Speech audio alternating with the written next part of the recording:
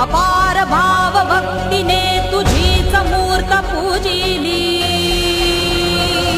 त्रिशूल खड्ग घेऊनी विनाशण्या असुर ये बनून रौद्र कामिनी प्रकाशण्या तिमिर ये प्रतीक नारी शक्तीचे वैष्णवी महेश्वरी तुझाच अंश राहू दे सदैव माझ्या अंतरी